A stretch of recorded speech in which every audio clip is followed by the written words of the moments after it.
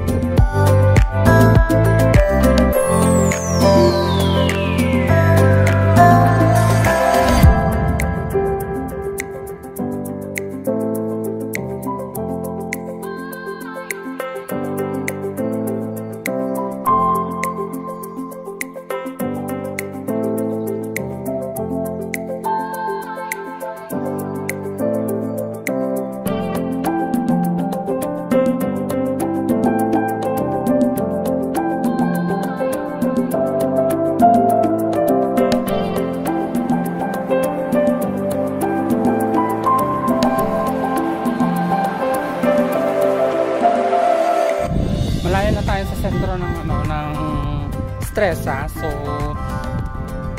everywhere yung mga views dito parang iisa lang, so nasa lake lang tayo sa gilid and puntahan natin yan itong part na to. So wala lang, magliwaliw lang tayo, explore natin. Ang hirap ng mga mag-isa. So I was here last December with my friends during Christmas time. So during this month wala pa masyadong tourist na dito sa Stresa. And now all the hotels are back in the operations and slowly tourists are coming in here. And maganda na rin kasi ang panahon. So these are some of the hotels operating right now here in Lake Maggiore. So slowly tourists are flocking in. Nagiging alive na naman ang lake. So this is the view. Ayan yung nilakaran ko kanina. So napaka perfect ito for pictorials, for wedding, prenups. And on that side, nakikita nyo, okay, that is the boat going to the 3 main island here in Lake Maggiore, which is the Isola Madre, Isola Bella, and meron pang isa na ano, nakalimutan ko na lang kung ano yun. So this is the view, very perfect. It's sunny day, the weather is okay. So yan, nag-explore lang ako just to show you also kung ano yung ganda ng lake dito. So napakalinis. And ayan, ang sarap magrampa dyan. Kaya lang mag-isa ako, so hindi ako pwedeng magrampa. And then dyan usually nakadock ang mga private yachts, mga small boat na nakiikot dito sa Lake Maggiore. So that's it for now. I hope you've enjoyed the video, and I'll see you on my next vlog. And then magkakaroon na naman ako ng panibagong tour next time para naman makita ng ganda ng Italy, lalong lalo na dun sa mga taong gustong pumunta ng Italy at nagnanais na pumunta ng Italy and hoping to come and visit Italy. So para sa inyo to lahat, and I hope you've enjoyed the video. So once again, this is Jopay's Adventure. I'll see you on my next vlog.